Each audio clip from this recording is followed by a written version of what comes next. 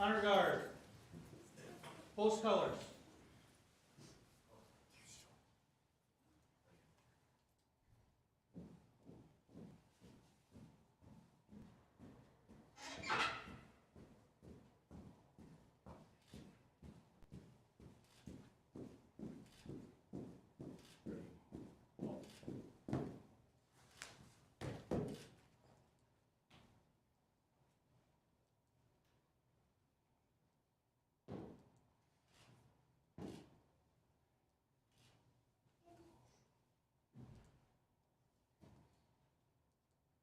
Ready, post.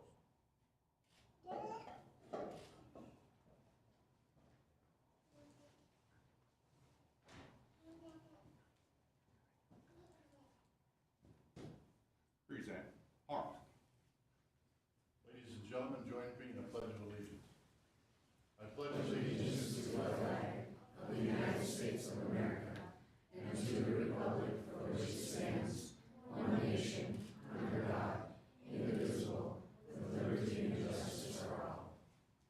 Order. Halt.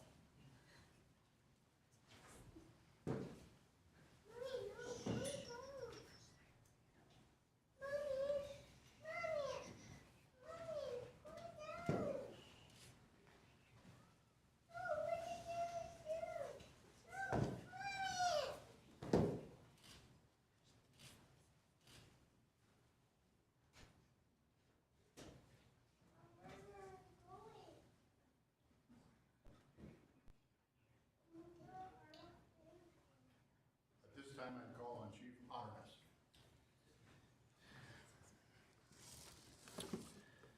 Thank you. You can all have a seat, please. Thanks.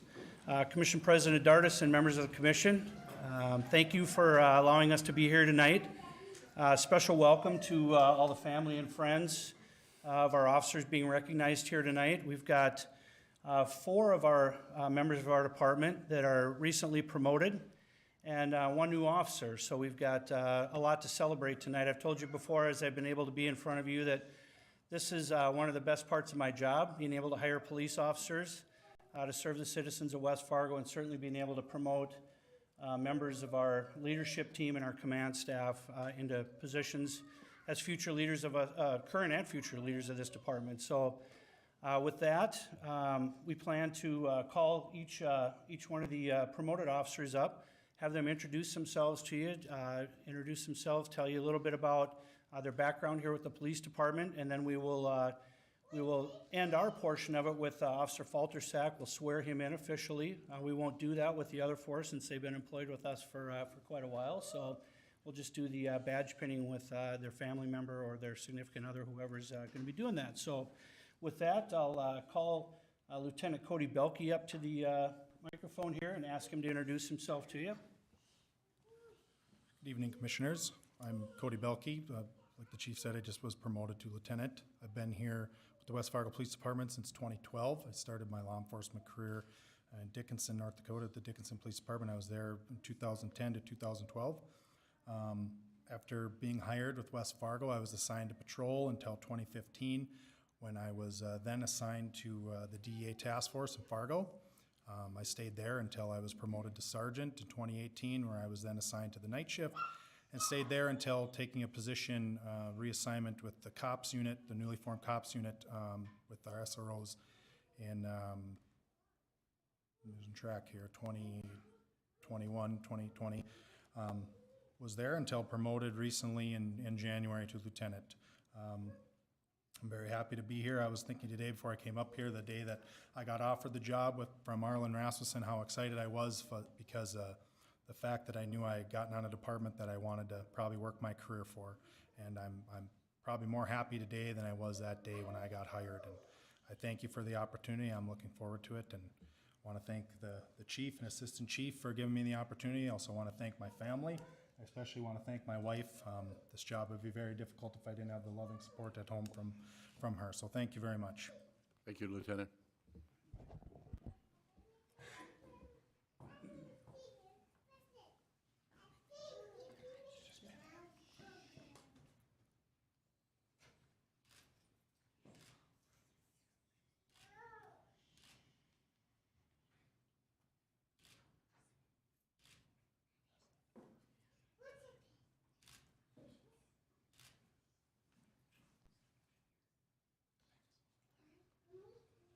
Congratulations, Chief. You got it. Thank you.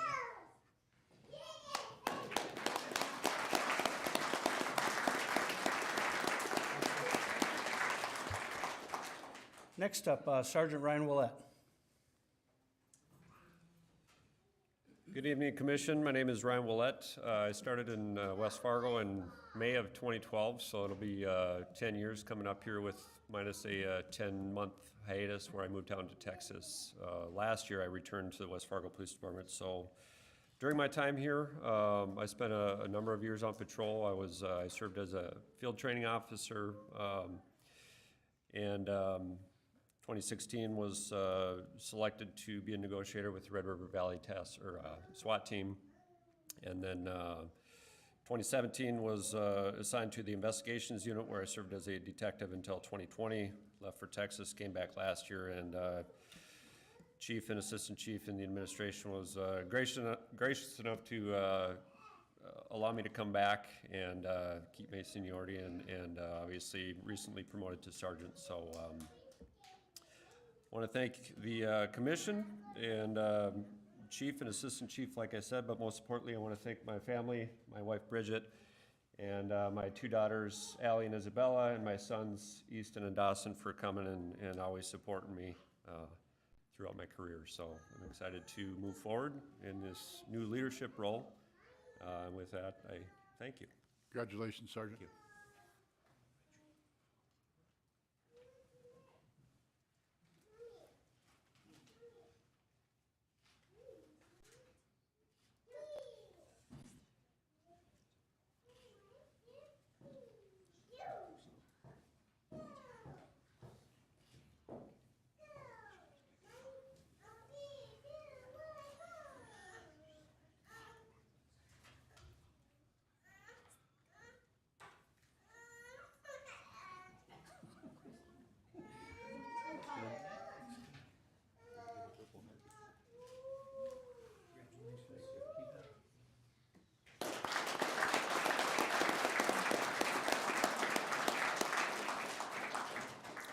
All right, next up, Sergeant Derek Werner.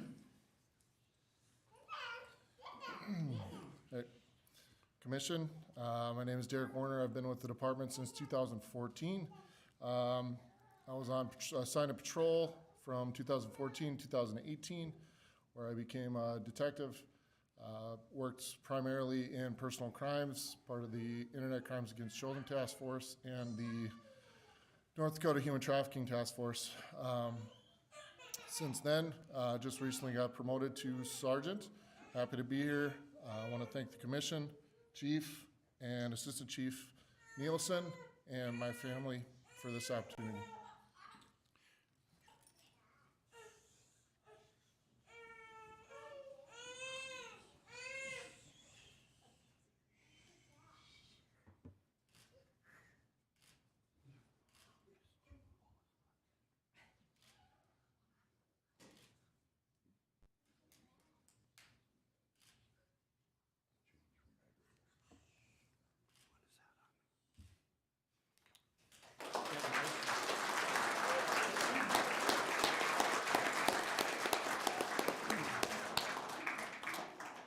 All right, up next, Sergeant Michael Carlson.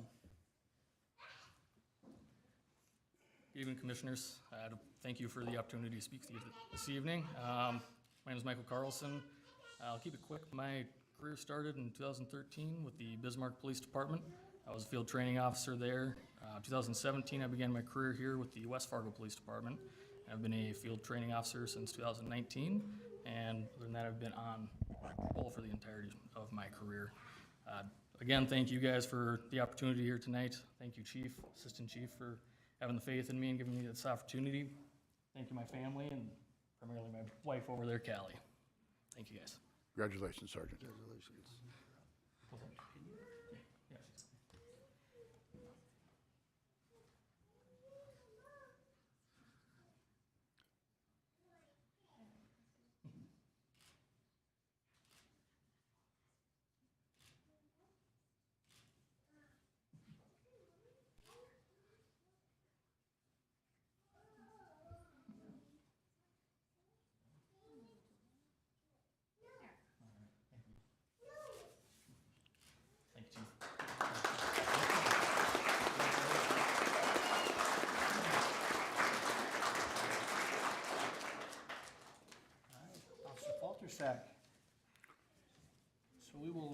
through the appointment and oath of office, so if you'll repeat after me, please. I, Sawyer Faltersack, I, Sawyer Faltersack, having been duly appointed a police officer for the city of West Fargo, having been duly appointed police officer for the city of West Fargo, do solemnly swear do solemnly swear that I will support that I will support and defend the Constitution of the United States and defend the Constitution of the United States and that of North Dakota. and that of North Dakota. I will faithfully and impartially, I will faithfully and impartially, to the best of my knowledge and ability, to the best of my knowledge and ability, perform the duties of said office perform the duties of said office according to law. according to law. I will constantly strive I will constantly strive to achieve the objectives to achieve the objectives and ideals as stated, and ideals as stated, dedicating myself dedicating myself to my chosen profession, to my chosen profession, law enforcement. law enforcement. So help me God. So help me God. All right, come up and introduce yourself to the commission. Good evening, Commissioners. My name is Sawyer Faltersack. A little bit about me. Grew up in West Fargo, went to school at some of the schools here, Ellie Berger, West Fargo High School, college in Moorhead. I started my career at the Cavalier Police Department in 2015. Stayed there for a couple of years, and then I hopped over to the Pembina County and Walsh County Sheriff's Office. It's a dual position. In that time, I served a number of years on the Northeastern Special Response Team as well.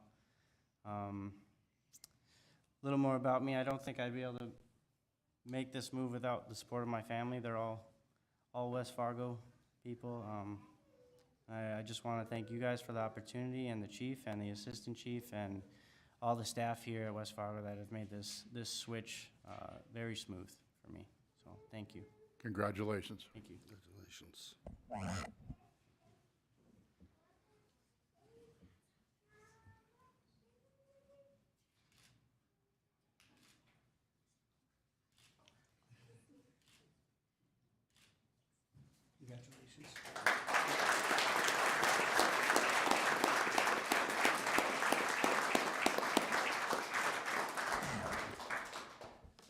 Well, that'll wrap up our portion of it, Commissioners. Again, thank you for allowing us to be here tonight. It's very important. Obviously, you see we've got, some very important roles that we've got filled recently in the police department with our command staff and our leadership team and bringing new officers on board. And I certainly want to express my thanks to you for your support all the time, the support not only from you but from the citizens of West Fargo. So we're very appreciative and we're fortunate to be able to work here in the city of West Fargo. So thanks again for having us tonight. Thank you, Chief. Does the new commission want a picture with the commission? Would you like to take a picture with the new officer? Chief, would the new employee like a picture with the commission? Absolutely. Normally Yeah, we do that. You bet. If we could just have all the Not for officers us, up and not get for a- us, Chief, for him, I mean. I would Yeah. ask Commissioner Simmons to lead the way. He's the police and fire liaison commissioner, and the rest of us will join. Stand in front of the dais there. and come on up.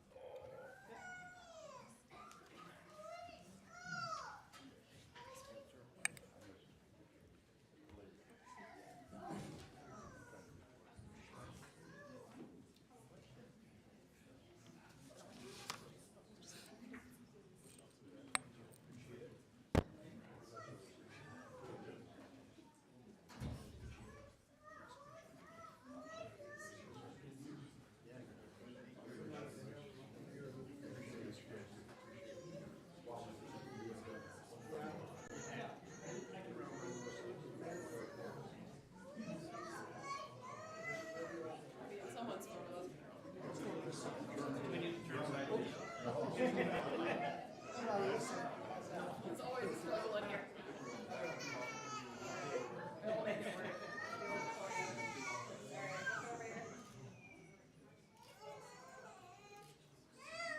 Hold on, I'm gonna take one from the side. Oh. Too late for me, whatever.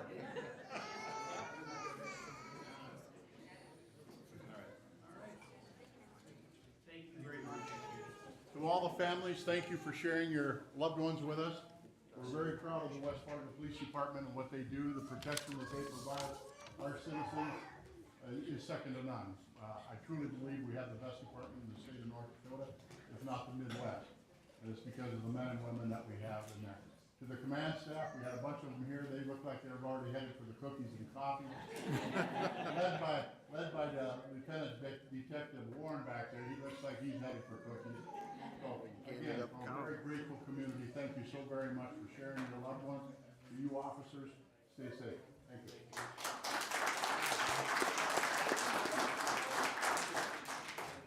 So everybody that's here for this, we can, I guess, go back to the police department and eat coffee. Have you ever met my dad? This is my dad, Mike. Mike, yeah? Dennis on it. Really good to meet you. Good job. Good to see you. Appreciate it. Yeah, you too. All right. Talk to you later. Have a good summer. Yeah, thanks for swearing. You bet. While you guys come over across here. Oh, I thought it was getting pretty close there. Pretty good. No, it's more like a normal commission meeting. Yeah, yeah, Right yeah. now with the amendment.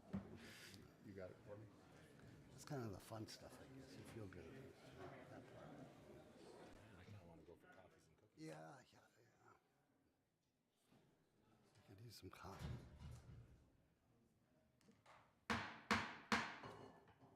We will resume the order of the Monday, May 2nd City Commission meeting.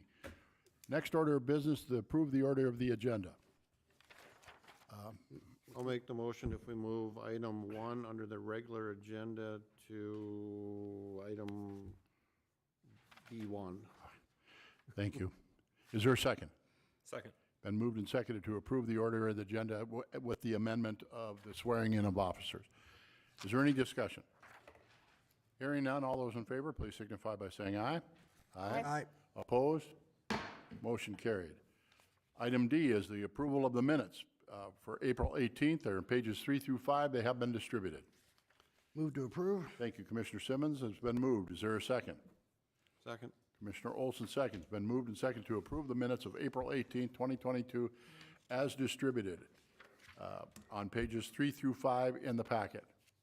Is there any discussion? Hearing none, all those in favor, please signify by saying aye. Aye. All opposed? Motion carried. Item E is the building permits. They have been distributed. I'll make a They're motion. pages 6 through 8. Thank you, Commissioner Jurdevig. Is there a second, please? Second. Commissioner George seconds. Been moved and seconded to approve the building permit report as distributed. It is in pages 6 through 8 in your packet. Is there any further discussion? Hearing none, all those in favor, please signify by saying aye. Aye. Aye. Opposed? Motion carried. Next order of business is the consent agenda. We have items A through M. It is in your packet that starts on pages 9 and concludes on pages 58. Make a motion to approve? Thank you, Commissioner George. Is there a second, please? Second. Commissioner Olson seconds. Been moved and seconded to approve the consent agenda as distributed, items A through M. Is there any discussion? Hearing none, all those in favor, please signify by saying aye. Aye. Opposed? Motion carried. Moving on to the regular agenda. As noted earlier by Commissioner Olson, item 1 has been handled. We are now on item number 2 of the regular agenda, and that is the public hearing and the first reading of a proposed grant addition rezoning from agricultural to R2 limited multiple dwellings at 7802 52nd Avenue West. Mr. Aaron Nelson, Planning and Zoning Director for the City of West Fargo, will present. It is in pages 59 through 83 in your packets. Thank you, President Dardis, and good evening, Commissioners. As mentioned, item 2 is titled Grant Addition. This is a subdivision and zone change request for the subject property located at 7802 52nd Avenue West. This property is located within the Wilds neighborhood in the area south of 52nd Avenue, adjacent to the Cheyenne diversion. Just give you a little frame of reference there. The application is represented by property owner Kathleen Grant, who is represented by her attorney, Joel Fremstead, here tonight. The purpose of this application is to establish development entitlements for future medium-density residential development of the subject property. There is no specific development or site plan proposed for this property at this time, as the owner is looking to sell the property to a professional development in the near future. The proposed zone change would rezone the property from A, agricultural, to R2, limited multiple dwelling residential. And the proposed subdivision would plat the property into a single 6.6 acre lot, as shown on the subdivision plat. Access and city services would be provided via Rachel Drive on the south side of the property and via city-owned access lot on the east side of the property, which connects to 11th Street. That's probably most easily illustrated if you look at the zoning map included in your packet. There's this little green lot here, which is actually a city-owned property that provides access and utility servicing to the subject property. Rachel Drive is on the south side here, and that's actually a public right-of-way that would dead end at the property line. A public access easement would be established at the time the property is developed in order to provide access and connectivity between these two access points within the subject property itself. The proposed plat includes a subdivision agreement, which is also included in your packet, and which outlines the requirement for the establishment of this public access easement among other subdivision details. The subdivision is also subject to public land dedication requirements, and so also included in your packet is a public dedication agreement.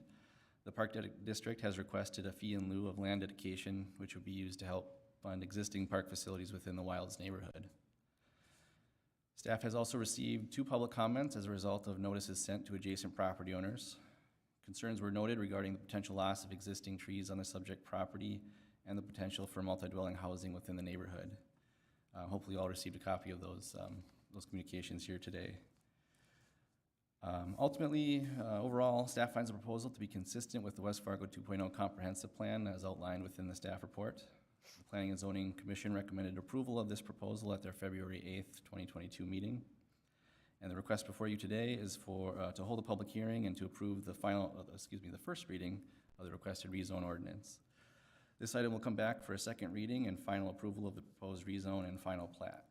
And so with that, I'd be happy to answer any questions you may have for staff. Thank you, Mr. Nelson. Commissioners, questions? Commissioner Simmons. Thank you. I have, I guess, 2 questions, Aaron. There were 2 letters that were in the packet from neighbors that have some issues. Have they all been satisfied? I believe so. So both these items were discussed at the Planning Commission meeting back in February. Again, kind of the 2 primary issues that were discussed was the loss of potential loss of trees on the subject property and the potential for multi-dwelling housing. I'd say the main item that was discussed as part of that public hearing was the trees. And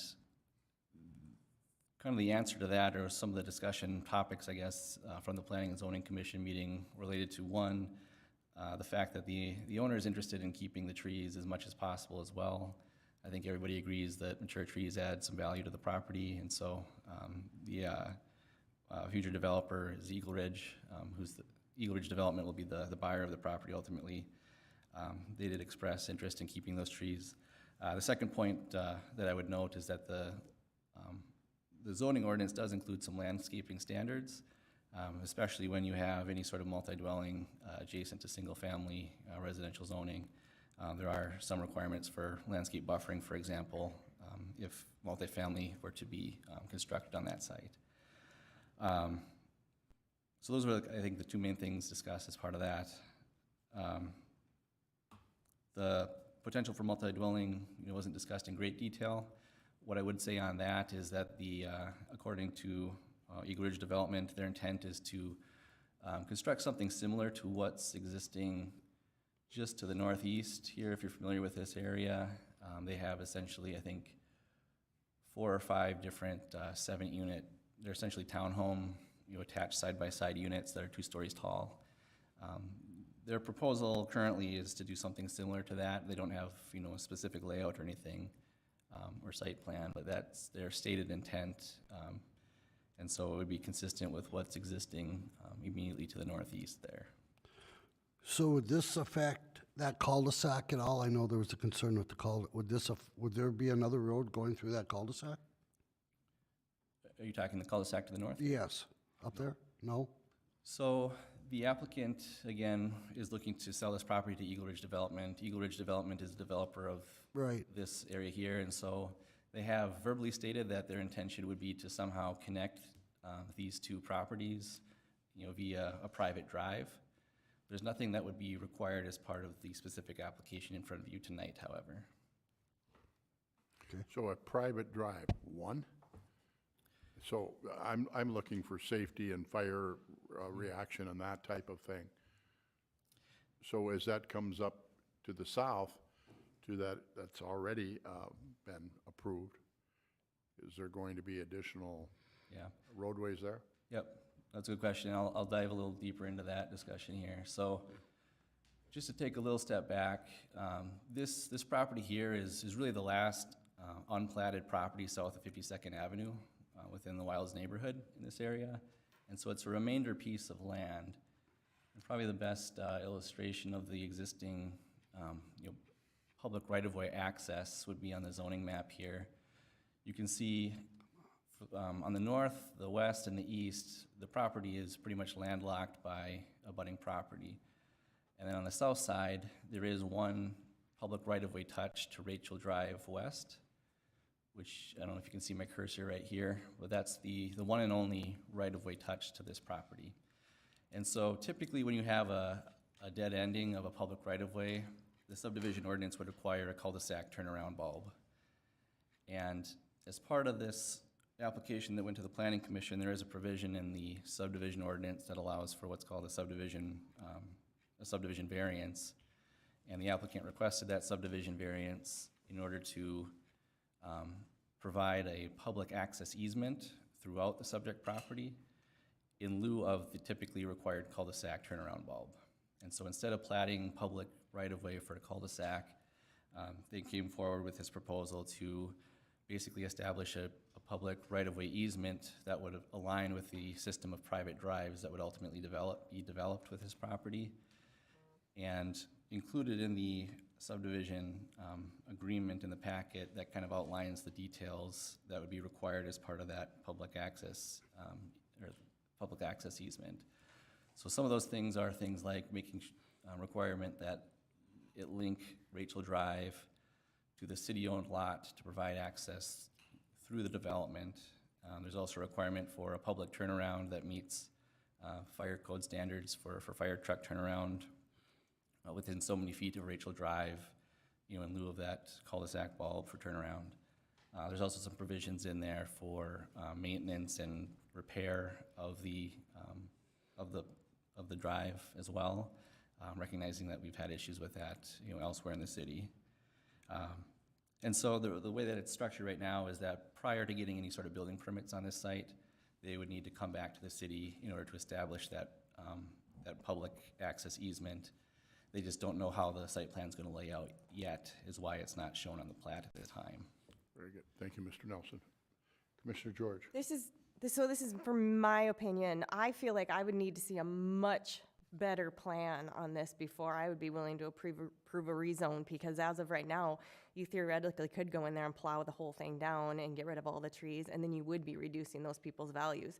The view to those trees for those houses would increase the property value of $15,000 to $20,000 for each of those properties. You get rid of that, $20,000 gone, just like that. Now you're looking at, who knows, twin homes or multifamily homes, and that's horrible and a disgrace, I think, to do to this property. So I just don't trust what's going to happen here without seeing a better plan than that. That's where I'm at on this one. Thank you, Commissioner. Commissioner Simmons? So, Commissioner. I realize you just talked for 5 minutes, but I got nothing, quite honestly. And I agree with Commissioner George. I'd like to know where the roads are gonna go in here, like the 11th Street West. How many roads are gonna be in there? I mean, that's the concern I have, at least with the safety and with the fire and the police, and especially since they're private roads. That creates a problem. So what I'm hearing is we don't know that, right? Is that what I'm hearing? Correct. Okay, that's all I need to know. Commissioner? If you could, the picture you have up on the screen right now, I see that there's what appears to be a gravel road or a trail along the east side of the diversion. Is that still there? Is that gonna be gone, abandoned, vacated, whatever? or I'll maybe let the property owner's representative respond to that question. As far as, the plat is concerned, the plat does not take into consideration that that would stay long-term. Additional questions? Good. I do. Mr. Bullis, you seem to be smiling back there, so maybe you could come and enlighten us on where these roads are gonna go or something, or what? Commissioner, I sure can, and I'd like to. The property owner's attorney, Joel Fremstad, is here. Can I start? Please come up to the microphone and introduce yourself, please. Thank you. My name is Joel Fremstad. I'm an attorney, but really Miss Grant is battling cancer and is really unable to go out in public. So I've known her for a long time, and so I agreed to help kind of try to shepherd this process. The Grant family has owned this parcel and used to own other parcels here, and now they're landlocked. The driveway you were referencing, Commissioner, to get to this property, she can barely get to this property now because of the diversion. It's basically a mud hole and a crazy snow drive. So now she is facing hundreds of thousands of dollars of taxes and specials. This year alone, it's $40,000. She's a widow. She can't afford to continue to own this property.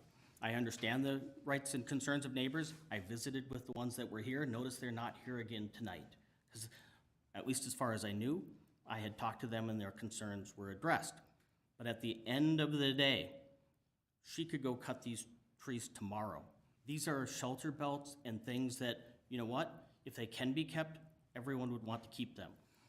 The other issue is, if you go look at this property, if you take a tour of the property, there's old outbuildings falling down, there's a shed falling down, there's wells there. This is a property that needs to be developed. She's not a developer. She wishes she could be a developer. She can't afford to stay on the land long enough so that everyone can figure this out. I mean, she's hoping to be alive to move her stuff out yet this summer. So the reason that we were so pleased to work with the city the way we did is because, yes, if Mr. Bullis ends up buying this property and people don't like his building plans, you won't give him a building permit. You won't allow him to do anything. So he's gonna be locked up, but please don't lock up Ms. Grant, because she needs to be able to move on, or she's gonna lose the house in foreclosure. Thank you. Any questions that I Thank you, can Mr. address? Fremstad. Is there any questions, Commissioners?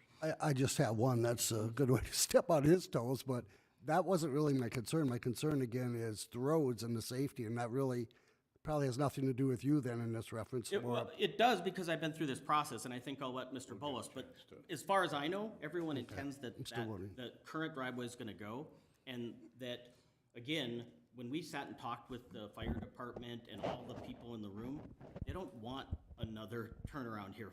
Turnarounds are very hard for fire trucks. So the plan that we've got, as limited as it is, that's the kind of thing that Mr. Nelson and the building folks aren't gonna allow a further development unless and until everyone signs off. And so I think you do have sufficient assurances. Before we go on, so I'm going to call on Mr. John Shockley, City Attorney, City of West Fargo. Thank you, Mr. Commission President. Maybe just a couple of background pieces of information. That access road that runs along the diversion, that's a limited access road, so they could not use that for future development. So there will have to be roads within the plat. And in fact, we really don't want that road to be used anymore because it is next to the diversion. The second item, the development agreement that we've worked out, or the subdivision agreement that we've worked out with the developer, would require that the easement contain specific language regarding the road, the turnaround, all of those issues. It's just because of the unique situation in which you have somebody who's not the developer, that's the owner. They need to get the property sold to the developer so that we can work out the specifics contained within that easement for the road. And the specifics of that easement, they can't start building out there until we get the easement completed. So we tried to build in as many protections for the city as possible in that development agreement. And I'll let the developer speak to the rest of it. Thank you, Mr. Shockley. You still want to hear from me? Anyway, Commissioner, my name is Jim Bullis, and I'm here on behalf of myself and my partners at Eagle Ridge. As Mr. Fremstead mentioned earlier, I'm the guy who brought this constructive nuisance to his client. Kevin Christensen and I did this to his client when we developed around him. All of these bigger specials are my fault, but it's part of the development process, and this is kind of the natural evolution. So we agreed, hey, look, we'll buy this from you, but we got to figure out a way that we can develop this in a way that justifies the special cost and still gets his client some money. And our plan, just so you know, we want to continue our 7 plexes we have to the north.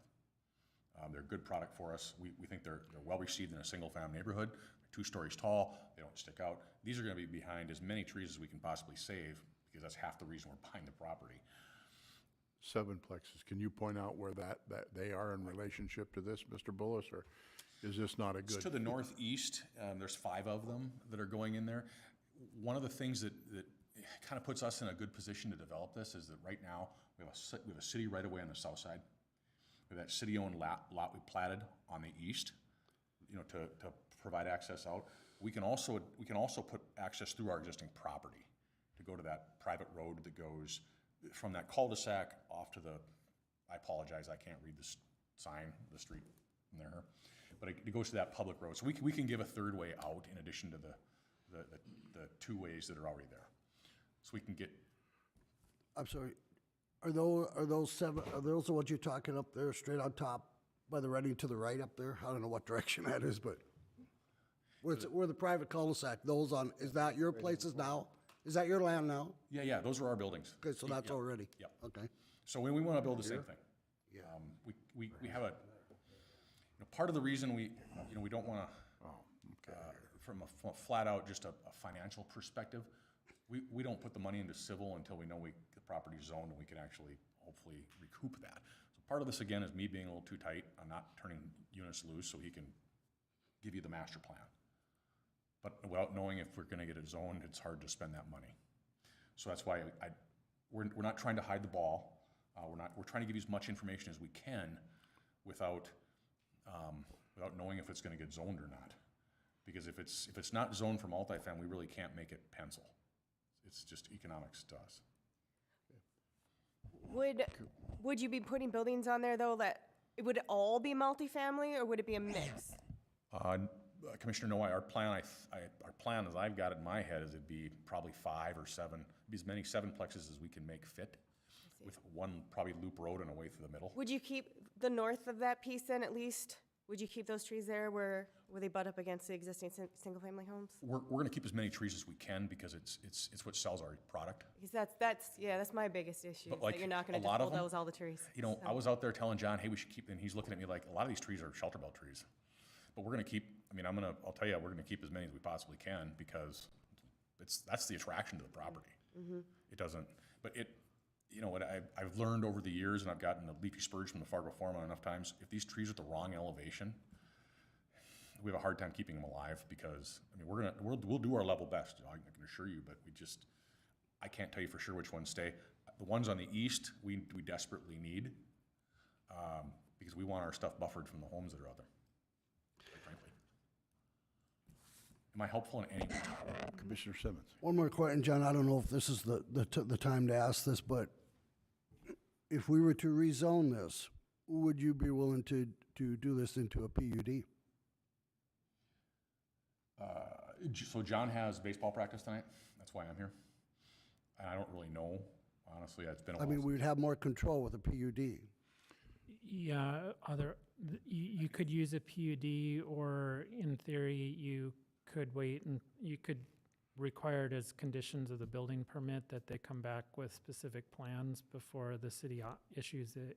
I guess I'm okay, Commissioner George, with rezoning it so we can, obviously, we all feel bad, I'm sure, about the lady, and yeah, she's in a pickle. Mm-hmm. We need to get her out, but once that's done, John, I would like us all to have a little bit more control of where the roads go and things like that. That's all I'm saying. Well, what I can say with the road for the easement, we can bring that back to the commission and go over the easement with the commission, and that's set forth in the developer's agreement, talking about the easement. And then if you'd like, we can as part of the approval, you can say that before the building permit is issued, that they would come back and brief the So we could pass the rezoning with some amendments or something, right? Contingencies put on it? Okay. Yeah, within the developer or in the subdivision agreement, we already have the requirement about the easement for the right-of-way. So we can just bring that back to the commission to address any of the questions you might have about specifics about the road. I do know that staff's gonna have a lot of input into that because of, safety issues and engineering and all of those kinds of things. So that'll all be vetted out before I'd bring that back. What we can do then is you could add as part of your approval that you want to see the specific layout before the building permits are issued. Okay. Yeah. I'm okay with that. Mr. Jurdevich. One quick question would be just the snow removal on Rachel Drive West for those last two lots. What are our snowplows gonna do when they have to plow those, that, I don't know, 150, That's 200 private feet? though, isn't it anyway? Is that our Not, public? not right here, it's not. Okay, yeah. We have to plow that, and then Yeah. what? There's no place to turn around, so we're backing up our snow, I mean, it seems like there's, I mean, it's a small chunk of road, but it's an issue, it seems Yeah, like. I agree. Garbage, snow. Garbage too, right? I guess commissioners, and this is why I made the rezoning R2 by itself a condition of the sale. Because I'm not, I appreciate the position you're in as a commission, but I gotta know, I have to know with some degree of certainty what I can build and that I can build what I think we need to build. I'm not trying to, by no means, step on your toes. I think we worked this all out with staff, and I'm comfortable with the agreements that we worked out. And I'm prepared to sign them, and I think I already have signed them. I'm okay with that. So from my personal perspective, I don't want to see any additional restrictions. I totally appreciate where you're coming from. It's just that I gotta know if I can afford. Well, let's see what Matt has to say about it. I'm sorry. Thank you. Mr. Fremstad, you have a point you'd like to make? Just Please. very briefly, again, we keep referring to the developer agreement. So the city owns the lot. So at one point, there was a discussion of giving Kathleen the lot, and that seemed to create more problems than it fixed. So in paragraph 8 of the subdivision, what is supposed to happen, it says, the city owns the lot. The city shall allow public ingress and egress across this lot to 11th Street West for the benefit of the property. The developer shall maintain the public infrastructure within this lot, including but not limited to snow removal, drainage, spot repair, reconstruction, and any other costs. Part of the problem is you have these big piers right now, and it's actually impossible for the city to get stuff through. So because we will have the private roads within, or ultimately Mr. Bullis, that's why we came up with that language, so that snow removal will be easier than. So that's not the road I'm talking about. You're talking about the one that comes out to the east. Oh. I'm talking the one that's to the south. Okay, I don't have that direction. We have I'm gonna say 150 feet of road there that the city's responsible to clear, and then there's no place to turn around the snowplow. Unless we go into the private drive. Correct. And then that just seems like a big question mark to me. Mr. Anvik. Yep. Good evening, Commissioners. We had a lot of input actually on this developers agreement. We were back and forth with John on this. We wanted to put in some of these protections because of the private roads, and which they were agreeable to. With the one on Rachel Drive, we did put into that agreement that we have a turnaround or a agreement to use that to be able to turn around and not have, where we can go through, turn around, and we're not plowing snow or just piling it there. So we do have a plan in place for that. And then, as you were saying, on that side access as well, as part of the agreement of them using that to go in and out, they'll be maintaining that. It'll still be a city-owned property, but they agreed to So there take will care of be a all maintenance. turnaround right effectively at the edge of that property. Correct. So that we're not Yep. plowing half of the street going in. Within 300 feet. Sorry, I was reading the wrong section for you. Yeah, I mean, we wanted something like that rather than some kind of cul-de-sac or turnaround. The way the wording worked out, and we were agreeable to how that would work and make sure that we were not creating a headache for ourselves, but actually working with the developer as well. I guess from my perspective, I still have some of the concerns. I mean, I guess, Aaron, I'll ask the question that Commissioner Simmons started with, because I wasn't quite certain about your answer. Have these two things been resolved? I mean, if we contact these two property owners Are their opinions resolved? Are their concerns resolved? Yeah, I mean, I didn't have any, discussion following the Planning and Zoning Commission meeting, but I believe the discussion that was had at the Planning and Zoning Commission meeting, it was my understanding that it gave them a certain level of comfort. I might, say it that way. I can't speak directly for them by any means, but, they never reached out after that meeting, is what I can tell you. Okay. Additional questions for any of the gentlemen that spoke? I'd make one comment, and that would be to the potential buyer, to Eagle Ridge, Mr. Bullis, that obviously there's been a lot of thought and scrutiny by my fellow commissioners up here. So as you come forward with your first project, I hope that you've taken some notes here or made some mental notes about some of the concerns that they have on there. Obviously, we want to protect the existing neighborhoods, the integrity of those neighborhoods as much as we possibly can. We owe it to them. But at the same time, I understand that you're making a financial investment, and that's a consideration too. But you've heard lots of comments and lots of suggestions.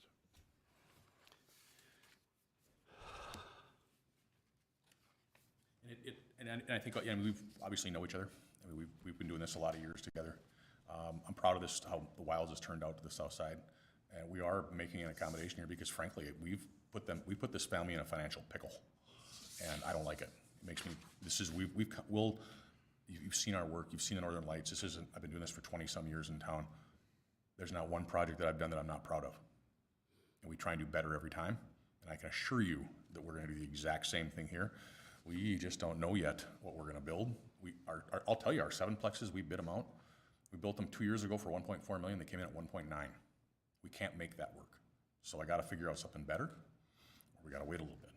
So that's why we're trying to give ourselves, you're in the same boat, I appreciate it. We're trying to get as much latitude as we can so we can hopefully help them out and get a good plan.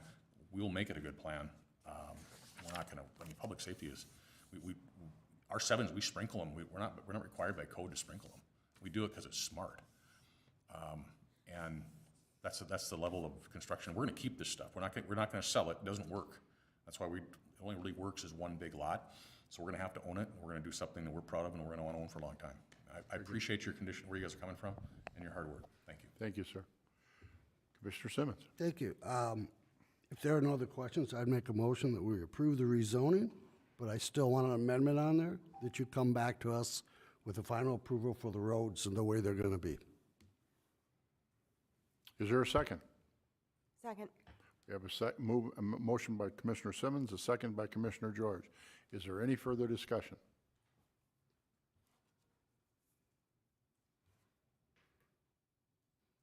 Hearing none, all those in favor signify by saying aye. Aye. Opposed?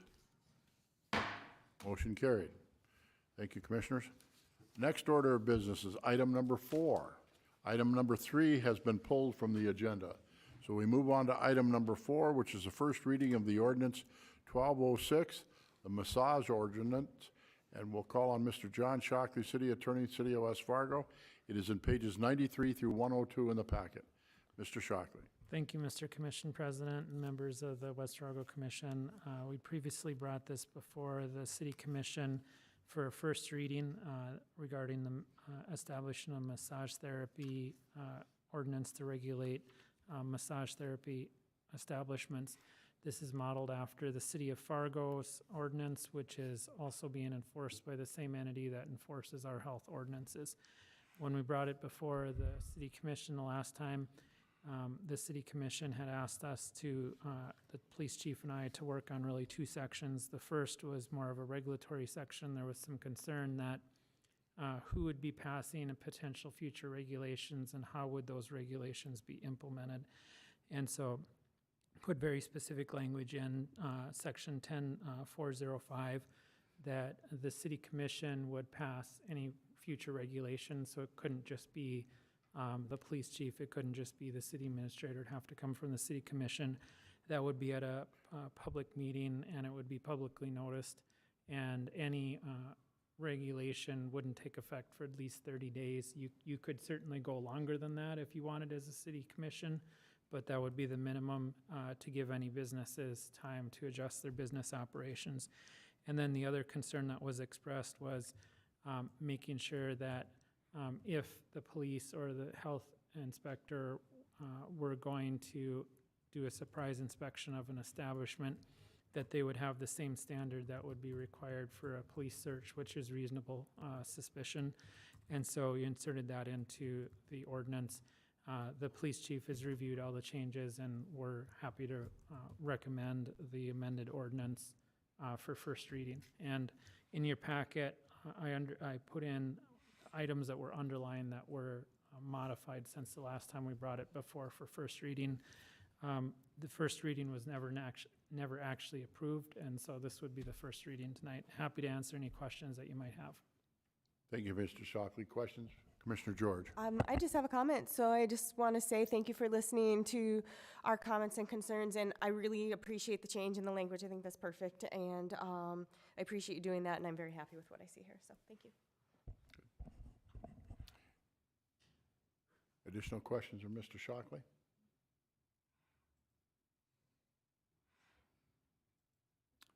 Okay. Your pleasure. Motion, put it on first reading. Thank you, Commissioner Simmons. Is there a second, please? Second.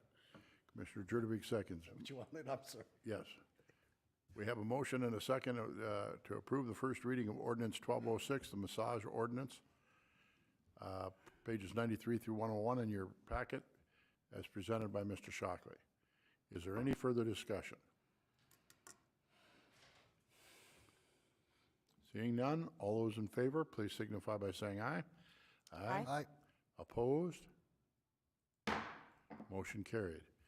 Moving on, item number 5 is the sanitary sewer system rehabilitation, replacements, and incidental, is presented by Mr. Dustin Scott, Assistant City Administrator. It is in pages 102 through 132, and this is to create project number 1340, approve an engineer's report, approve a task order 54-1, and direct the engineer to prepare plans and specifications. Mr. Scott. Thank you, Commission President Dardis, members of the commission. So as you see here before in the packet, we are progressing into the next series of sanitary sewer lift station rehabilitation. Last year we started an effort to brought forward a report and then went right into construction on 4 sewer lift station where we are rehabilitating those facilities along with doing some force main work. And in that report that we brought forward last year, we identified 16 to 17 lift station sites and created 4 priority groups within that report, identified the 4 worst ones, again, that we started last year. And so this year, we're wanting to move forward with the second tier of priority sites. 4 of them are, again, in the core area. There is an additional one down in the Hayden Heights development. Really, the premise of this project is to rehabilitate these sewer lift stations that have been experiencing some operational issues. They are absolutely vital to continue to serve neighborhoods, prevent sewer backup, and so on and so forth. So absolutely a critical project to move forward with. So tonight we're asking to move forward with creating the project, approving the engineer's report, and then getting authorization to start preparing plans and specs. And to do that, there's a couple other items to address here. One of them is to approve a task order with our consultant, Moore Engineering. The task order is in the amount of $169,200. That's covering some of the additional services, but predominantly that's based on their typical design and construction fee of 11%. The engineer's report that you see in your packet, total project cost right now, we're estimating $1,765,000. And again, we will hone in on that number as we progress into the final design and the plan and specification portion of this project. So, but in light of our volatile environment right now, there is one additional request here that you see. that staff has really become aware that not only are prices volatile, but materials, ordering materials, the lead time on certain things. We've talked about that with our traffic signals, but with sewer projects, valves, certain valves that we're needing to put into these lift stations, we're anticipating a significant lead time. And so another request that we're asking for is to go out, get quotes, purchase some of those valves ahead of this project so that we can get them as soon as we can, so that we have the best opportunity to start construction when we are ready to. And so as you see here, just asking for an allowance up to $50,000 to purchase some of these valves that will be used for this project versus waiting for the bids when we go out and fully bid this package as a full project. Let's order a few of these valves now so that we can hopefully get them in here this year. And so, again, we're creating a project, asking to approve an engineer's report, approve a task order with more engineering, authorize us to start plans and specifications, and then also approve purchasing valves not to exceed a $50,000 threshold. So with that, I will pause, answer any questions. Thank you, Mr. Scott. Questions? Commissioner Simmons? I have one on the project, Dustin. Maybe I maybe missed this, but I just want to make sure that, because it's the Dakota Medical Foundation, this is all, Oh, wrong one. We're on number 5. well, I'm sorry, where am I at? Am I not on number 5? Number 6 is Dakota Medical. I apologize. Never mind, I jumped ahead of reading. No problem. I'll wait till next time. This is rehabilitation Yep, of okay. lift stations. Yep. Yep, and yep, just to be clear, and there's more information in the packet here, and I'm sorry I didn't pull up the maps and whatnot. What you see here, I just passed the engineer's report, but then there's the capital improvement plan project summary sheet. In this packet, it talks about where these lift stations are located, and here's a map that shows we have 5 lift stations that are included with this $1,765,000 project. And am I correct in my assumption that all of these items that you have listed for actionable items are in the 2022 CIP project for funding with sewer bonds? That is correct? That is correct, yes. I believe the CIP had identified a project cost of $1.5 million, so our current engineer's report is, of course, higher. When we put the estimate together for the CIP, that was certainly before we had the engineering work done. We would, at this point, if this is approved, we will go in, and this is why we talk about that as a dynamic, evolving document. If this engineer's report is approved, we would go into that document then and adjust that current, or that estimate up to this current number here. Thank you, sir. Additional questions? I'll make the recommended motion. Thank you, Commissioner Olson. Is there a second? I'll second. Been moved and seconded that we approve the engineer's report, the task order 54-1, and the 4 resolutions of creating the project, directing the report, approving the report, and directing plans and specifications, and a $50,000 budget for extra purchase of valves and the like. It's been moved and seconded. Is there any discussion? Hearing none, all those in favor, please signify by saying aye. Aye. Opposed? Motion carried. Thank you, Mr. Scott. Thank you. Item number 6, Dakota Medical Foundation Health Innovations Park, First Edition. Mr. Scott. Thank you again, Commission President Dardis and members of the commission. I'll pull up the packet here. So yes, here is the Dakota Medical Foundation site that Commissioner Simmons just asked about. Really, a couple of meetings ago, or a few meetings ago, we brought forward a petition from the developer to install city infrastructure, sewer, water, and streets. And so over the past couple months, we've been working with the developer and, again, our consultant, More Engineering, to complete some of the preliminary engineering work, hone in on the scope, and now are bringing forward the engineer's report. And of course, attached to that is our CIP summary worksheet with updated costs. So can see here on the engineer's report, we're estimating just over $2.5 million in total project costs. There's not a whole lot in this CIP summary sheet, but again, you can see on this map here that the intent is to extend the roadway that is out in front of Duluth Trading Company, basically finish off the horseshoe, reconnect into 23rd Avenue so that the city has provided a full looped connection with the utilities in the street to serve the rest of this development here. So again, a pretty straightforward development project. With that, I will pause for any questions. To clarify, this whole 21 acres that's involved in this, those owners will be assessed all the improvements, is that correct? Only there? No surrounding entities? Yes, that is correct, with the exception of one property here. Duluth Trading Company, as you can see, is included in this boundary. I'm not 100% sure that they will have an assessment levied to their property, but to be safe, we included them because there is some work to be done just adjacent. Again, the assessment process will come at the end of the project and when we assign the benefit, but yes. That was the initial intent at this point. Yes. Commissioner George. Okay, so I have a question about this. Since, okay, it's Dakota Medical Foundation, it's basically their project, right? Like, this whole thing is them. I mean, why are we special assessing it at all?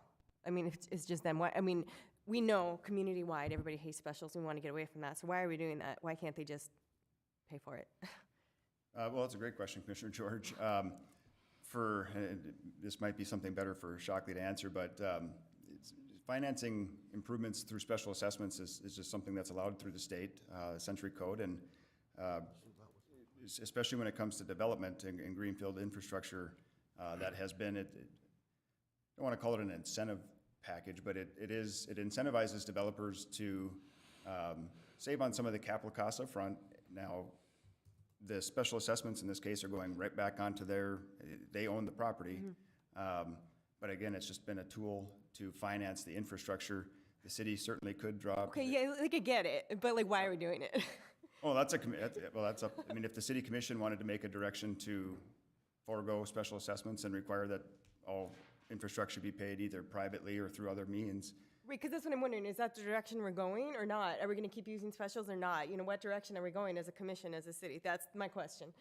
Well, Commissioner George, at the end of the day, in this case, it's going right back to them, so it's, I mean, they're paying for it. No, I know, I get it, you know, I'm not confused. Yeah. What I'm confused about is if we're trying to get rid of specials, why are we just continuing to do it this way? Great question, Commissioner George. And my answer to that is when we come up with alternates as to how we would take care of some of the major infrastructure that we do, then that's the answer. And if it's simply to make them pay for it themselves, then so be it. But that has to be a decision. When do we get to that point? Yeah. Commissioner, I'm going to I call mean, seriously, I want to know. Commissioner Shockley. Commissioner Shockley. Mr. Shockley, City Attorney. It's a great discussion. One thing that I always caution everybody on is if you move to a model where you're having a private party pay for the infrastructure, number one, it won't be any cheaper to the property owner. In fact, it might be more costly because you still need the city to inspect all of the infrastructure. Because what'll happen is that goes into a public right-of-way that the city is going to be responsible for years and years to operate and maintain.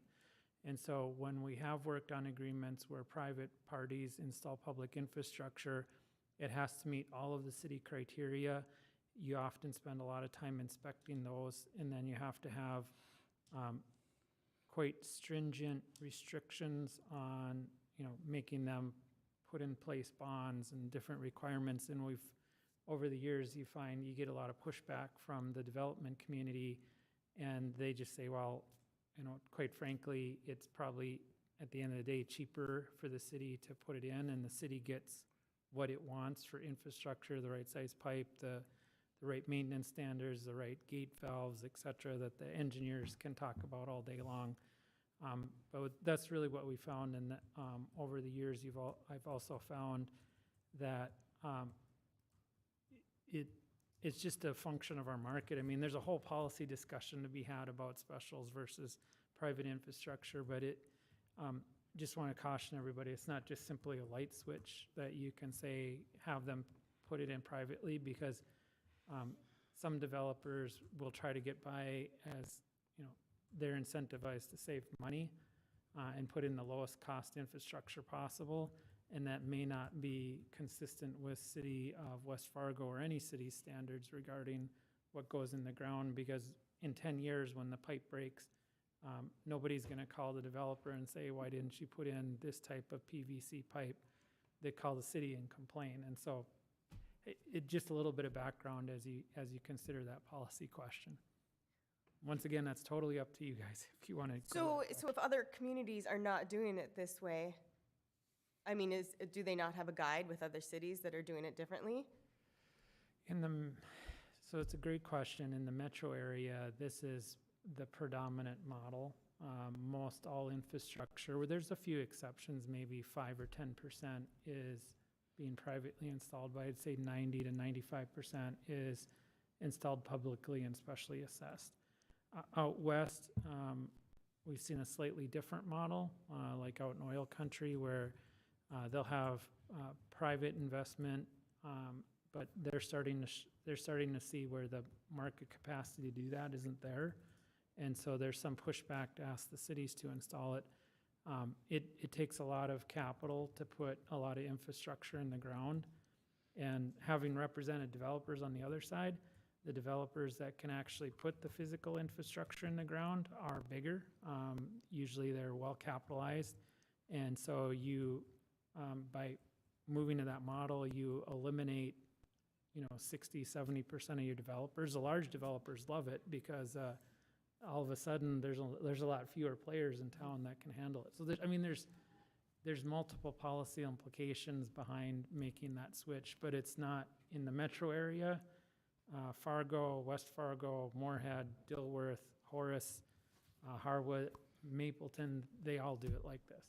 For better or for worse, that's where we are as a market. Right. I just know you listen to any, the Fargo City Commission debate. What did you hear over and over and over and over? Let's get rid of specials. Let's get rid of specials. That is the key thing that everybody's looking to go towards, but we're not changing anything. I'm not saying I'm not going to support this today, okay, because I get it that it's a discussion for the future. But this is the exact, we're not doing anything different. We're not even trying. So that's my point. So The Fargo, West Fargo, and the region, we did a special assessment where Mr. Shockley was one of the key presenters with the engineering department, I believe, from Bismarck was there, and I believe we did it for about 18 months. And there is a final report on there, and I have a copy. I'd certainly share it with you, Commissioner George, but the questions continue to go around, okay, what is the replacement, or how do we do it? Because there was some great studies done in Bismarck about how they might possibly have a citizens payment plan where everybody pays a monthly fee for special assessments. It was found that it was unacceptable by North Dakota Century Code because you can't be charged differently than I can be charged. It has to follow. So there was, it was a great discussion. We had ideas from Idaho, New Mexico, all over the nation. And the conclusion came back to, at this point in time, we're not prepared to change. Commissioner? Thank you. Oh, I'm sorry. I'm sorry. Mrs. Fisk?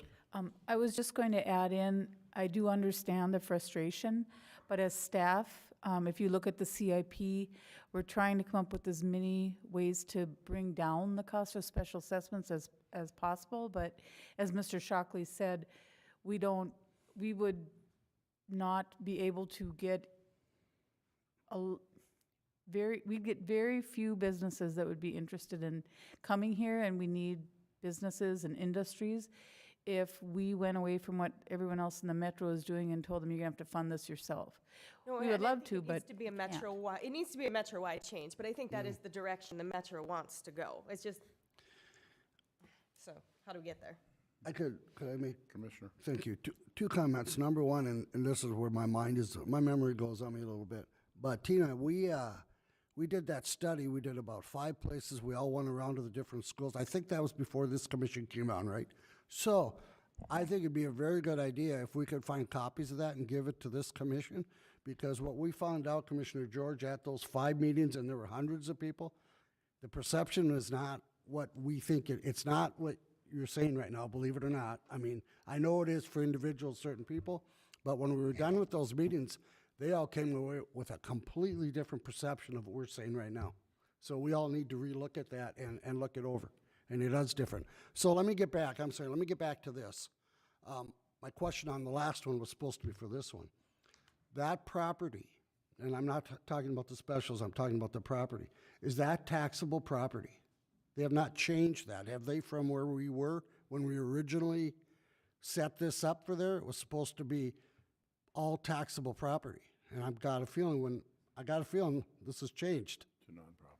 Yeah, I know it is, but that wasn't our agreement when we signed that with Enclave. Thank you, Commissioner Simmons.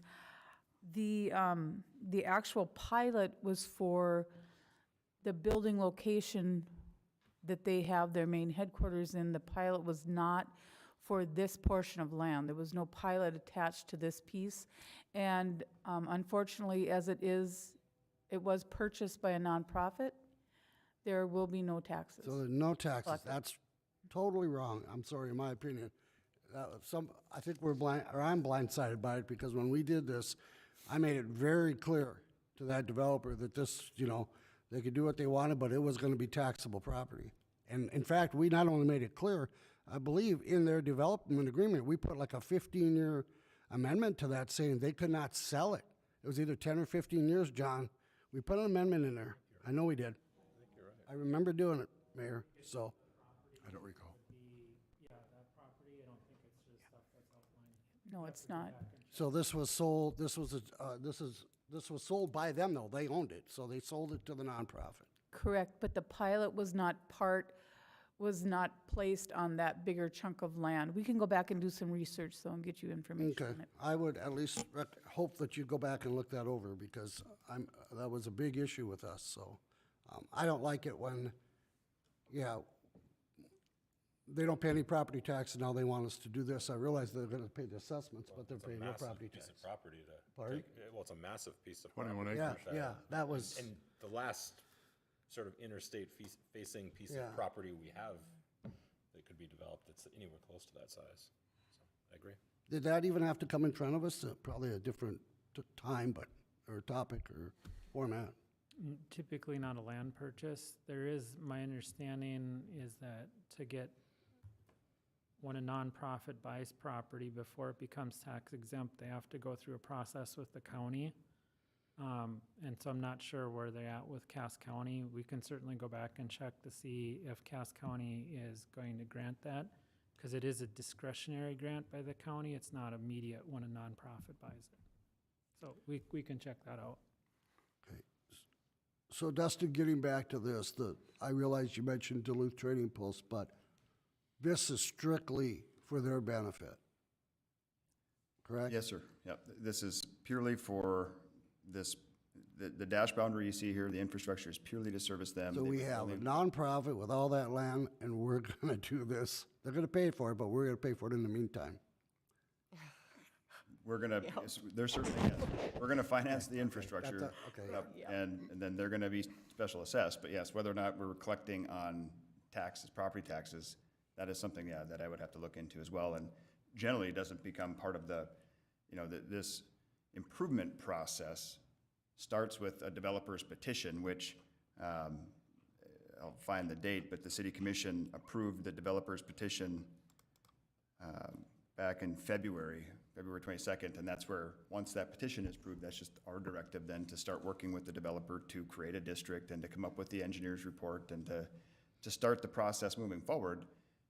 And this is where all these projects come before many times, and if this is the part where this doesn't move forward, that is perfectly fine.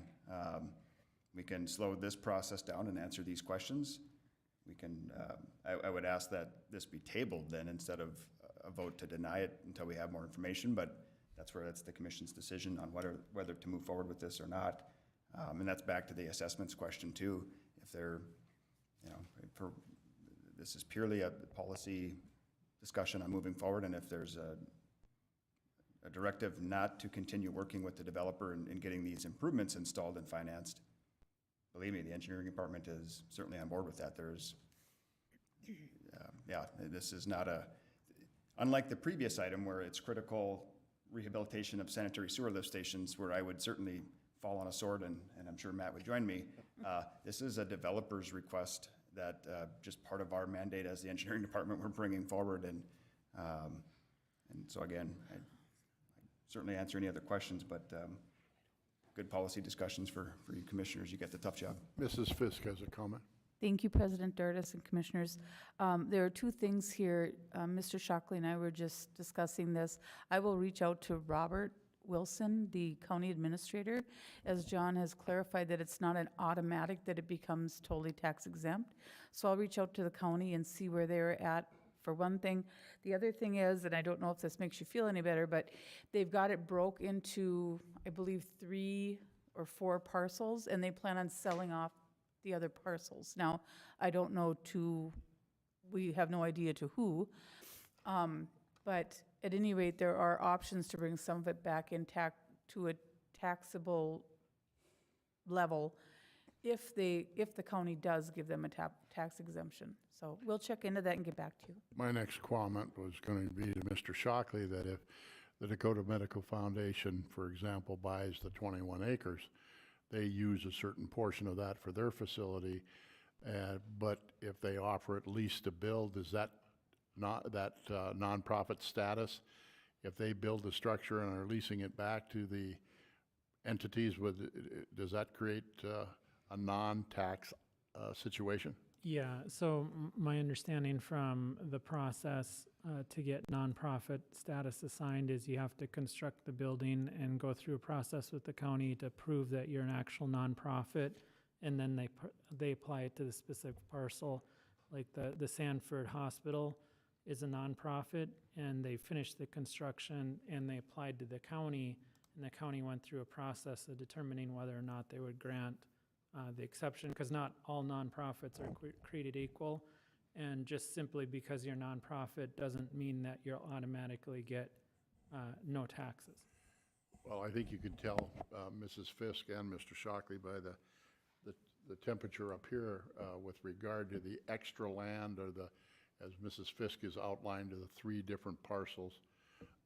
There's strong feelings, and please convey that to the county. So Mr. Scott had suggested we possibly table. Commissioner Jurdebek. Well, I was thinking that same thing, because I guess I would kind of like to know whether they plan to keep those extra 2 parcels, or if they are just developing them and going to sell the parcel off for somebody else to, build something on. Because the whole thing being tax exempt is kind of an issue for me. Me too. I would say that, Mayor, if I may, I would say that I know we can't tell our votes, but I think the position is to deny it. So in order to save this, I would make a motion that we table this, and then Ms. Fisk can go and hopefully have some conversations, bring us, before it comes back, allow the commission to know what's going on. How's that? Is that a good way to put it? Good. Second. That's my motion, Mayor. We have a motion and a second. I'm going to use executive privilege here. Please state a timeline when we'll bring it back. Very good, thank you. A table Very motion good. should always have a timeline. Very good, very good. I would say let's give you a month. Is that fair enough? I want to go more than 2 weeks, but That's fine. That's Okay. fine. As long as that's acceptable to the second. so figure out that date. That would be sometime April, first week in April, I would assume, correct? Pardon? Or May. I mean, yeah, April, May. All right, we have a motion and a second with a timeline of 30 days. Well, Let's say approximately 30 approximately 30 days, so we get it days on. when the next commission meeting. That falls within that period of time. June 6th would be the first meeting in June, yes. Thank you, Mrs. Fisk. Is there any further discussion? Hearing none, all those in favor, please signify by saying aye. Aye. Opposed? Motion carried. Item number 7. Project number 9024 ADA Transition Plan, Mr. Scott. Well, thank you again, Commission President Ardis and Commissioners.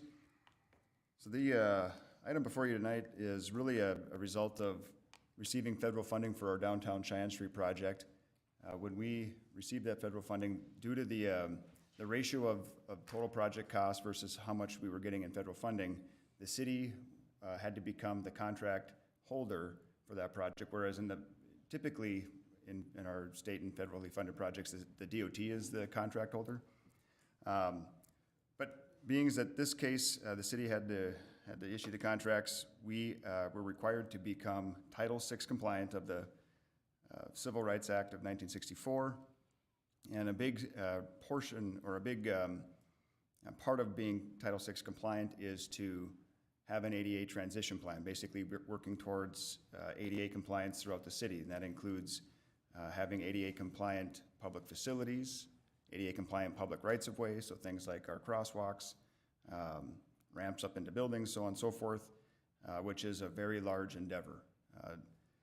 And so in communicating with the DOT during that project, our downtown Cheyenne Street project, they recommended we work through MetroCog in how to go about starting an ADA transition plan.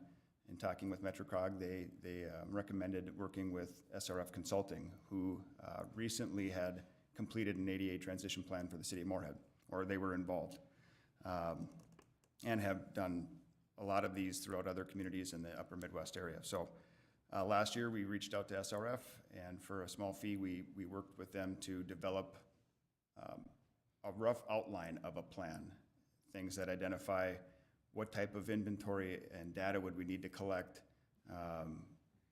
basically how to navigate through developing an ADA transition plan. And so having identified that, two things came out of that. One, the initial effort here is really going to be a lot of data collection, a lot of going around our public facilities and traversing our right-of-ways and sidewalks and street crossings, and roughly about 600 to 800 hours worth of work there. We have 2 interns starting this summer, both NDSU students, that we will have starting a lot of that groundwork. So that takes care of about 600 to 800 hours worth of the inventory. But where we'd still like to work with SRF Consulting is providing the oversight and help training staff on collecting the inventory, setting up the documents that are going to need to comply to federal and state standards and regulations. And so really having them help guide our staff on how to do the work and assemble that into a document that will be acceptable to the federal and state governments, and make sure that we are, again, Title VI compliant. And doing so, SRF provided us an agreement and roughly an estimated cost of $31,800. Again, this is an estimated cost because as we work through this, I'm anticipating at least 1 year, if not possibly 2, before we have a complete document. The scope could change, the hours that we put in could change, and so again, it's an estimated $31,800 or $31,800 contract. So with that, I will pause. Oh, and last piece I'd like to share before I pause for questions is that we did have an item in the 22 CIP, $100,000. That $100,000 is there to cover, again, our staff time and costs to collect all this inventory, as well as the nearly $32,000 contract that we're proposing to award to SRF Consulting. So that I will pause and answer any questions. Are your interns paid are your interns paid interns, or are they? Yep, thank you for the question. Yes, they are paid interns. So they are considered part-time staff. Okay. I saw 1 minute. Oh, sorry. Commissioner? Thank you. Dustin, are there any grant funds available for this? Did I hear you say something about a grant? Well, the grant that I did mention was the grant received for the downtown Cheyenne Street project. That $2.3 million grant is really what is the preface of having to do this ADA transition plan. Receiving that grant, we had to become Title VI compliant. And to be Title VI compliant, you have to be working towards an ADA transition plan. That's the grant that I'm. Okay, so in essence, we have the money to pay for it out of the, the sales tax, but in essence, it's kind of part of getting that grant. We have to do this anyway, right? Right, So we have to do this. And so whether or not, yep. Yeah, so we can pretend it came out of that 3.2 million or whatever. However, we want to figure that out when the money doled out, right, at the end of the day, so. Okay. Absolutely, yes. Now, I do also want to make clear that this does not include any construction yet. This is going to identify things where we're deficient from an ADA standpoint. So it could be at the fire station, it could be at City Hall, and it could be out in our streets and sidewalks.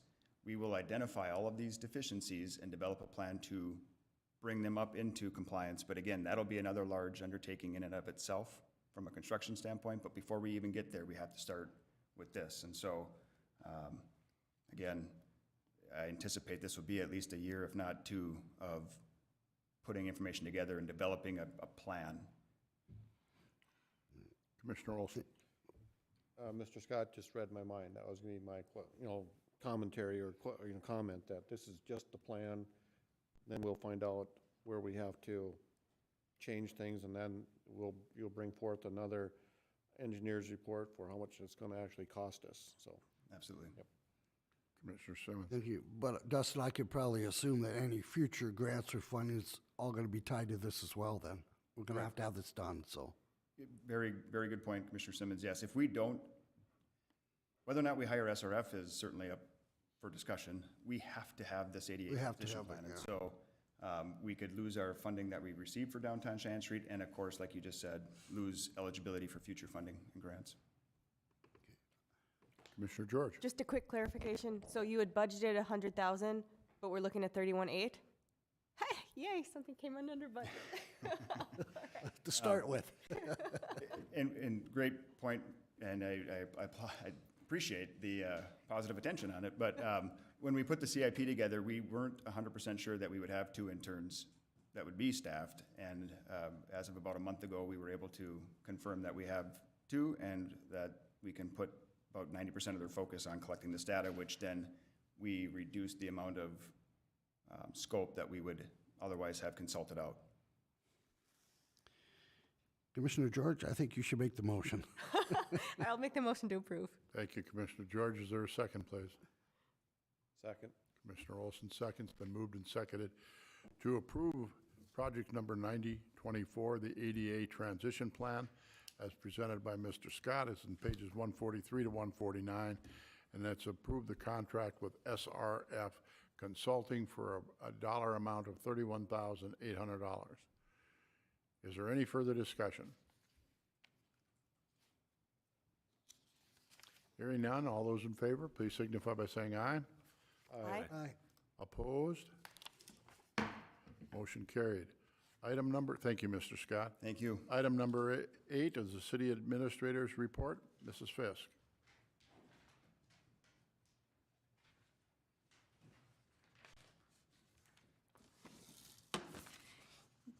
Good evening, Commission President and Commissioners. I just have one item, and then I want to have Mr. Anvig come up and just give you an update on the river levels and our lack of potential flooding. I wanted to remind those of you that are involved, and for those of us that are very hopeful, we have Economic Development Manager interviews this Wednesday. So we're very hopeful that we will find a good candidate. And now I will have Mr. Anvig come up and talk to you. Good evening, welcome. Good evening, Mr. President, Commissioners. Just to give you a quick update on kind of the river levels and with the rain events this summer, or the spring, I guess. We went into, on Saturday, we went to about 24-hour watch. The river levels were up but high enough in the diversion that we're just kind of basically monitoring everything right now. The outlook for this next week is favorable. It looks like they're going to lower the release out of Bald Hill just a little bit. So where we're at right now is manageable, and we're really kind of not concerned too much, but you just never know what's going to happen. So that's why we're just more or less just in watch mode and making sure that everything is going according to plan. Questions for Mr. Advick? Just a comment, sir. Please. I have a cabin on Lake Ashtabula, and I received a text message from the Corps of Engineers on Sunday letting us know that they are going to increase the capacity by 4 feet in Lake Ashtabula. So it'll take some time for them to let that all out controlled so it doesn't disrupt, go through and take out Valley City and others and all that kinds of stuff. So just 6 years ago on May 1st, I put my docks and lifts in. And if I would had them in now, they'd be under 4 feet of water, because it was that pool, normal pool, just before this last rain event. So I'm glad I wasn't efficient and gung-ho to do that. But we can expect our diversions to be running at capacity for quite some time. Yep. That's correct. Anything else? Mayor Dave Carlsruhe and myself have been in communication all through the weekend. He's mayor of Valley City, just telling me how his flood fight is going, and you know, anything that is brand new updates that he's getting from the Corps of Engineers, he's sharing with me. There has not been anything that you know, hasn't already been in the media, so I haven't reached out to you guys. But if I hear anything from the mayor in Valley City, from Mayor Carlsruhe, I'll certainly share that with you. But he's been great about communicating. And I've asked him if he needed additional pumps or anything like that, and he says they're still holding their own. So thank you, Mr. Advick. Correspondence, Mrs. Fisk? We do not have any at this time. I have been requested by the Forestry Department to read a proclamation that we did for Arbor Day. So this is for Chad. He made the request, so bear with me. Whereas Arbor Day is an annual holiday observed throughout the nation and the world, encouraging people to plant and care for trees, and whereas the city of West Fargo is dedicated to promoting and maintaining a safe and healthy urban forest to enhance the visual appeal and the environmental quality of the city of West Fargo, and whereas the city of West Fargo also provides public education on the benefits of forestry to make citizens aware of the great importance of tree planting and maintenance, and whereas the city of West Fargo has earned the Tree City USA designation every year since 1983, and whereas trees positively affect us, our communities, and our world by improving air quality, providing oxygen, and they benefit wildlife, and whereas by celebrating Arbor Day, we shape our community's social and economic future through the benefits of an urban forest. Therefore, be it resolved, I, Bernie Dardis, Commission President of West Fargo, North Dakota, do hereby proclaim May 13, 2022 as our Arbor Day celebration. I encourage everyone to get outdoors, plant some trees to promote the well-being of this and future generations. Thank you. Also, I have one other thing. This past week, last week, I participated in the Maplewood Park renovation project that the city of the West Fargo Park District has done. A handy, accessible park that is absolutely amazing. We had probably about, I would say, well over 100 people participate in the ribbon cutting. The chamber was there. The Park District commissioners were there. Mrs. Barb Erbstosser, the director, and a number of her staff. And it was just a great event. If you have not actually got out of your cars and walked it, you need to do that. It is absolutely an amazing resource and a benefit to our community. It is exceptionally well done, and I couldn't be prouder of it. So that was a very fun event to participate in. Does any commissioner have any non-agenda items they'd like to bring forward at this time? Commissioner Olson does. It's cleanup week. And our street crews, even though where I live, it's garbage day is on Tuesdays. and they were out doing a little early pickup, because whoever had their cleanup items already on the boulevard, they came by and picked them up already. There might be some there tomorrow, but they're out doing it, getting ahead of it, and they may have upset a few scavengers, because some of the good stuff might be already gone and in the landfill. But great job. We'll live with those complaints, won't we? Right. I have a quick Commissioner question for Matt Amdick to piggyback on that with cleanup week. Since we're not doing building materials anymore, are we picking up building materials during cleanup week?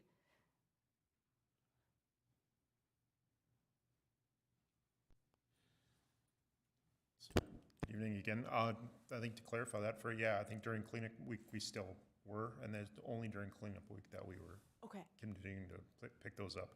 But during the course of the year, I don't think we were. Okay, thank you. Yeah, I was wondering, because I actually did see what looked like building materials being set out already, so I was wondering about that. Thank you. Okay. Any other commissioner have anything for us, non-agenda item? Does any department have anything for us for non-agenda items? Hearing none, Commissioner Simmons. Move to adjourn.